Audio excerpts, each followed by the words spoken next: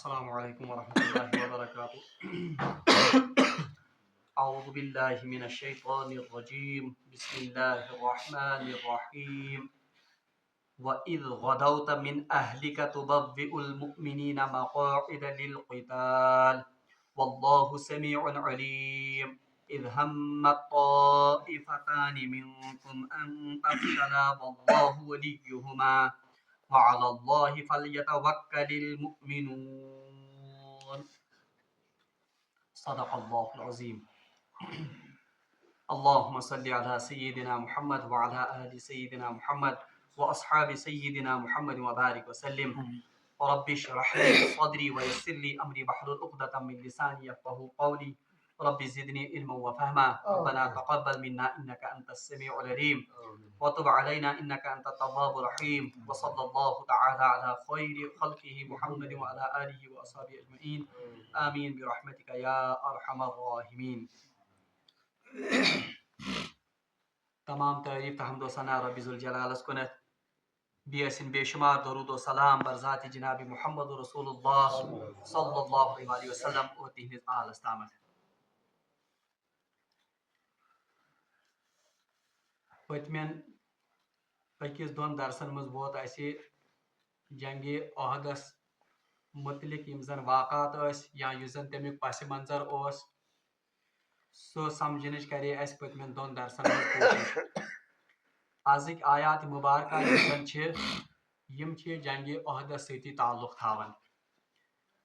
ام برونٹ کی یمن آیات مبیناتن ہز تشریح تہ برونٹ کن بہ کر تہ یاد دہانی یس زن پتم آیت یت مز زن اللہ تبارک و تعالیٰ ہن اہل کتاب مخاطب بنائت، بلکہ مسلمان مخاطب بنائت یہ ون آیو کہ یم اہل کتاب یم زن یہ آپ کی تکلیف کو دیکھ کر خوش ہوتے ہیں، یعنی یم سات مسلمان کا تکلیف واتن یم سہ تکلیف وچھت خوش گژھان، اور جب آپ کو کوئی اللہ کی طرف سے فضل پہنچتا ہے تو ان کا دل جو ہے وہ اندر سے ہی اڑتا رہتا ہے۔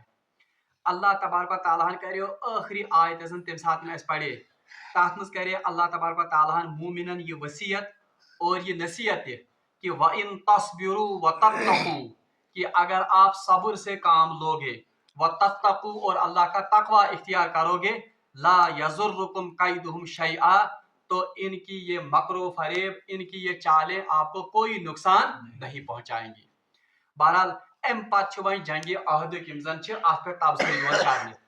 مفسرین کرام لکھن کہ ان آیات کا جو ربط ہے وہ اس طرح سے بنتا ہے کہ جنگ بدر کس موقع پہ کرو مسلمانوں صبرس کام اور انہوں نے وہاں پر تقوی بھی اختیار کیا تھا، تو اس کا لازمی نتیجہ یہ نکلا تھا کہ صبر اور تقوی اختیار کرنے کے نتیجے میں اللہ تبارک و تعالیٰ نے ان کو وہاں پر فتح مبین عطا کی تھی۔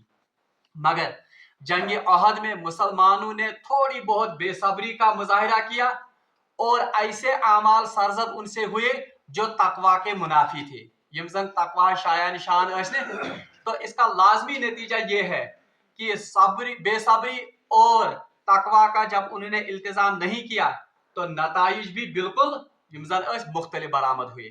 تو بہرحال یہ پتمس آیتس یت واقعہ ست جوڑ۔ اللہ تبارک و تعالیٰ ارشاد فرماون اعوذ باللہ من الشیطان الرجیم وَإِذْ غَدَوْتَ مِنْ أَهْلِكَ، اور وہ وقت بھی یاد کیجئے، یعنی مسلمانن ون کہ سو وقت تہ کریو یاد، اور رسول اللہ صلی اللہ علیہ وسلم مخاطب کرت ون کہ وَإِذْ غَدَوْتَ مِنْ أَهْلِكَ، اور وہ وقت بھی یاد کیجئے جب آپ صبح دم اپنے گھر سے نکلے، یعنی پس منظر تھا یاد کہ رسول اللہ صلی اللہ علیہ وسلم اور ان کے ساتھی جنگ احد کے لیے کس وقت نکلے تھے؟ بالکل فجر طلوع ہوتے ہی۔ تو اسی کا ذکر یہاں پر ہے۔ قرآن مجید چھن تفصیل سان واقعات بیان کرن، بلکہ صرف اشاروں اور کنایوں میں بات سمجھائی جاتی ہے، اور صرف تم چیز بیان کرن جو بعد میں چل کر مسلمانوں کی تربیت کے لیے یا اس وقت کے مسلمانوں کی تربیت کے لیے ضروری ہے۔ بہرحال اللہ تعالیٰ فرماتا ایک ایک لفظ پر آپ غور کیجئے۔ وَإِذْ غَدَوْتَ مِنْ أَهْلِكَ تُبَوِّئُ الْمُؤْمِنِينَ مَقَاعِدَ لِلْقِتَالِ، اور وہ وقت بھی یاد کیجئے جب آپ صبح دم اپنے گھر سے نکلے اور مسلمانوں کو جنگ کے لیے، کون سا جنگ؟ جنگ احد کے لیے مورچوں پر بٹھا رہے تھے۔ अल्लाह ताला फरमान वल्लाहु समीउन अलीम। अच्छा, और अल्लाह ताला सब कुछ सुनने वाला और जानने वाला है। बहरहाल इन आयतों का माना तोरमुत फिक्री, क्योंकि आज पास मंजर में पोड़ है कि मुसलमानों की जमात वो तलुई फजर से बिल्कुल तलुई फजर के फौरन बाद ही निकली थी और रास्ते में उन्होंने फजर ये अदा की थी। मकामी शोध पर पहुंचकर ये गए उधर मस्जिद नाव मकामी शोध बीच में एक मकाम अक्षयोन, वहां पर पहुंचकर मुसलमान फजर की नमाज अदा करते हैं और इसी मकाम पर अब्दुल्ला इब्न उबय अपने 300 साथियों के साथ वापस मुड़ जाता है। और अथ मौकस पे यम सातन जन अत वन जन कबील कबील बनु सलमा और कबील बनु हारिस, वो उस वक्त थोड़ी बहुत कमजोरी दिखाते हैं। अल्लाह ताला फरमान याद करने के लायक वो वक्त है या याद करिए सो वक्त जब आप सुबह सवेरे अपने घर वालों से निकले थे, जब आप अपने घर से निकले थे या घर वालों से निकले थे। अत में चीज सानी तरबियत खतर अहम। पहली बात जो हमारे लिए अहम है वो ये है कि यल्ति का मुहिम आस या यल्ति का अहम काम अदा आस कर, तो सबसे बेहतरीन वक्त कौन सा है? सुबह का वक्त। ये गैस याद थाउन रसूलुल्लाह सल्लल्लाहु अलैहि वसल्लम यमि उम्मत खतर सुबह किस वक्तस मज बरकत दुआ करमस, अल्लाहुम्मा बारिक लना फी बुकूरिना, अल्लाहुम्मा बारिक लना फी बुकूरी उम्मतिना, ए अल्लाह मेनिस उम्मतस कर सुबह किस वक्तस मज बरकत। तवे रसूलुल्लाह सल्लल्लाहु अलैहि वसल्लम आफ्ताब खसन ब्रो शोंगनस मना कोरमुत, यानी अगर कोई फजर पढ़ता है फिर फजर के बाद तलुई आफ्ताब से पहले शोंगन, अगरचे ये गुनाह नहीं है मगर मना आमद करने, क्योंकि इससे रिज़्क में क्या होती है? तंगी होती है, रिज़्क में बेबरकती गसन। बहरहाल इस वक्त भी हमारी तरबियत के लिए ये वक्त है, ये आमद वन कि वाइज गदो तक गुदू ये गुदू कहते हैं तलुई फजर से लेकर आफ्ताबी तलुई आफ्ताब तक जो वक्त होता है इसको कहते हैं गदवतुन। तो यही लफ्ज यहाँ पर आता है वाइज गदो मिन अहलिका, वो वक्त याद कीजिए जब आप सुबह दम अपने घर वालों से निकले थे। मिन अहलिका को घर वालों से निकले थे। रवायत में आमद कि आत रात रसूलुल्लाह सल्लल्लाहु अलैहि वसल्लम तशरीफ थयत हजरत आयशा सिद्दीका रज़ियल्लाहु ताला अन्हा हुजरे पाकस में, क्योंकि हर रात बारी बदलती थी। एम वक्त बर कम हजरत आयशा सिद्दीका रज़ियल्लाहु ताला अन्हा। तो सुबह सवेरे निकले थे हजरत अब्दुल्लाह इब्न मक्तूम को। बहरहाल उस वक्त उन्होंने मदीने पाक की जिम्मेदारी या अमीर मुंतखब किया था और ये कौन सा दिन था? जुम्मा का दिन था। अच्छा, दयम कथ सान तरबियत खतर अहम वो ये है कि जब इंसान को कोई अजीम कारनामा अंजाम देना हो, ये अकिस इंसानस अजीम का काम दी, इस पर सहाब साहब और रसूलुल्लाह निकले थे एक अजीम काम को अंजाम देने के लिए, तो उस अजीम काम को अंजाम देने के लिए इंसान को घर बार छोड़ना पड़ता है। इंसान पेवन ये कम्फर्ट जोन या कम्फर्ट घर यह पेवन त्राउन। तो इससे पता चलता है कि दुनिया में जिन्होंने भी कोई अजीम कारनामा अंजाम दिया है तुमो घर बिहित अंजाम दितमित या तन आसानी से या कहालत से या तुम रोजन घर आराम थी और हम कोई अजीम कारनामा अंजाम देंगे, ऐसा नहीं हुआ है। बल्कि जिन लोगों ने भी कोई अजीम कारनामा अंजाम दिया है उनको इसके लिए मेहनत, उनको इसके लिए तगदो, उनको इसके लिए इंतहाई मुश्किलात और घर के आराम को छोड़ना पड़ा है। अल्लाह ताला फरमान तो बग़्विउल मुमिनीन मक़ाइद लिल क़िताल। अच्छा, किस लिए निकले थे सुबह दम और क्यों घर वालों को छोड़ा था? ताकि आप मुमिनों को अपनी अपनी जगहों पर बिठाएं, यानी सुबह में मोर्चों पर उनको बिठाया था। लिल क़िताल किसके लिए? क़िताल के लिए, यानी जंग अहद के लिए। और ये करिए में साथ अर्ज कि एक मगरिबी मुस्तशरिकीन की किताब है द हिस्ट्री ऑफ इस्लाम, उसमें लिखा है कि रसूलुल्लाह सल्लल्लाहु अलैहि वसल्लम दुनिया के पहले सिपह सालार हैं जिन्होंने फौज की तंजीम बाज़ाब्ता की है। इससे पहले वरना बेहंगम तौर पर जंगें लड़ी जाती थी। अल्लाह ताला फरमान वल्लाहु समीउन अलीम, अल्लाह तबारक व तआला सुनने वाला भी है और जानने वाला। ये क्या इस पर अल्लाह ताला ने वल्लाहु समीउन अलीम, हालांकि बज़ाहिर तो इसका रबत नहीं लगता है मगर ये असल में रबत किस लिए है? वल्लाहु समी, अल्लाह हर आपकी बात को सुनने वाला है। क्या सुनने वाला है? यानी आपने मशवरे में कौन सी बातें की, अब्दुल्ला इब्न उबय की तरफ भी इशारा है कि वो बात जो उन्होंने की थी वो असल में सिर्फ उनकी मुंह की बात थी, वो दिल से कोई बात, और वो उनका बहाना था जिसकी वजह से वो निकले थे।